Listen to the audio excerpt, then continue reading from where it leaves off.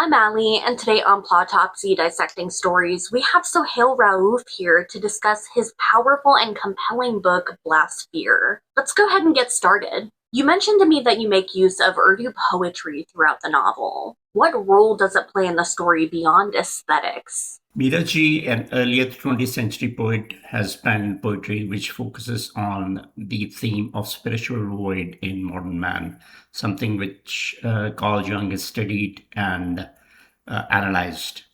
I think that part of Miraji's poetry resonated with the feeling of disillusionment, emptiness, and guilt that one of the characters in my novel experienced after he became part of a mob which lynched a Hindu teacher. So I decided that I could include those relevant lines from Miraji's poetry.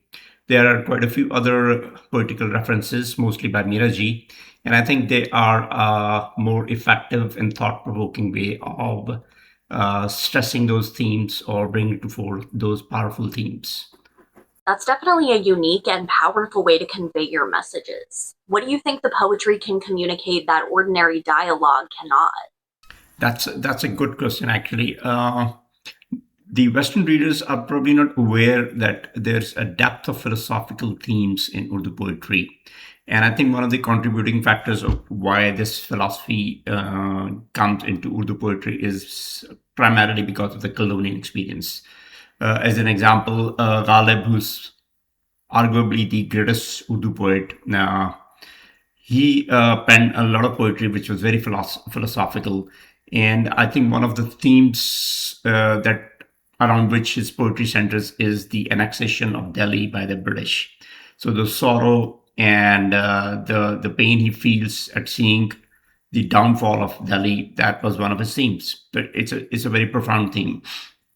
Similarly, Allama Iqbal, another great poet of Urdu, his poetry is replete with the theme of the glory of early Islam and the supposedly renaissance of Islam.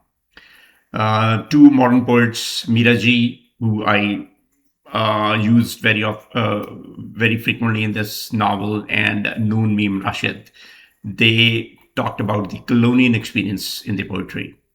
Faz Ahmed Faz, who's my personal favorite, became the voice of the oppressed, and he was sort of a leader in the protest poetry. I would like to quote one example, one couplet that means two lines from his poetry, which is really, really beautiful. In that, he says, "When I die and you wrap my body in a shroud, then place the shroud on my face at a rakish angle with a style, so that when I die, my those who crucified me do not think that I lost the pride and vigor of my cause at the time of death."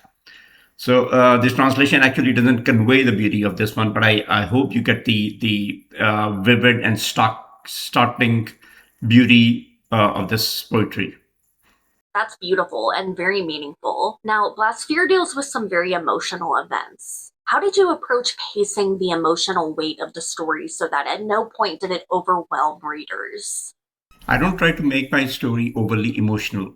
I think downplaying sentiments is more effective in many cases than overemphasizing them. Metaphors, poetical allusions, and symbols, I think they are effective ways of conveying those emotions without sounding mawkish or melodramatic. And I think this probably answers one of your earlier questions about the role of poetry in my novel. I like that you take that approach because it seems like the events in the novel speak for themselves and you don't have to exaggerate the emotional aspect of it at all. Now, Wakasa is deeply flawed and underconfident. Why did you want to explore the story through someone who isn't naturally heroic? Personally, I like flawed characters. They are nearer to life as compared to larger than life heroes. For this particular novel, I think it was even more important to have a flawed character as the protagonist because the whole idea is to convey the message that each one of us, each common man, must be fearless in the face of fear that the religious parties instill in us. I love flawed characters as well, and I think that picking someone who isn't a superhero is a really effective way of showing that all our voices matter. What aspect of Pakistani culture did you most want readers outside of Pakistan to understand? That in Pakistan, like many other societies, if religion is used as a tool of exploitation, then it can morph into something very, very violent. And also that in Pakistan society, there are voices of reason who want to reclaim Islam from the bigots and from the extremists, and who want to restore the original message of Islam, which is about peace and spiritual solace. It's definitely heartbreaking to see horrible things done in the name of a religion that has peace as one of its founding principles. What does the novel suggest about silence in the face of extremism? That by being silent, we choose to let the forces of oppression win. We even become complicit in that crime. And that even a small voice matters. And many voices coming together can become a slogan. That's what I want to convey through this novel. That's a really important message that we all need to recognize. Because this novel has such high stakes, I know that a lot of deeply upsetting and powerful moments happen. What scene do you think readers will struggle to forget? There are a few actually, and I would like to read two of them, very short passages. One of them is when Ram describes to the policeman the lynching of his brother, and that's how he describes. So he says, Mohan, the man who was lynched, Mohan kept saying there was nothing to worry about, and he opened the door and stepped out. Within milliseconds, he disappeared.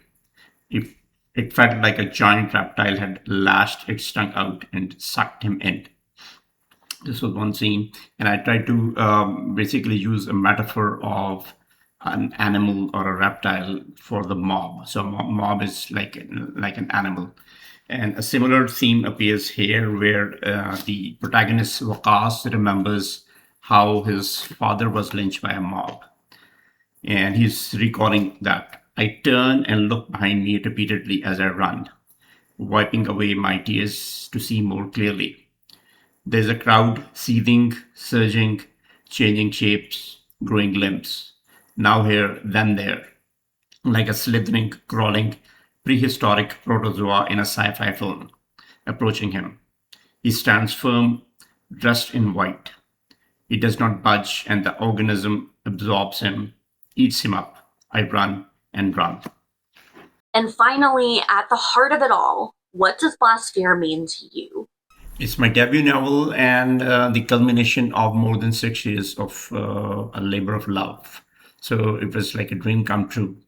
But more than that, it was a confirmation to me that I can write fiction which people want to read.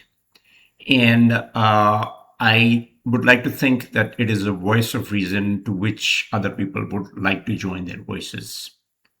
Well, congratulations on your debut novel, and I really admire you for picking such an important message and setting for the story. Thank you so much, Sohail, for being here today, and to the readers and viewers, go check out Blasphear. I'll have it linked in the comments below. And join us next time for another Plotopsy.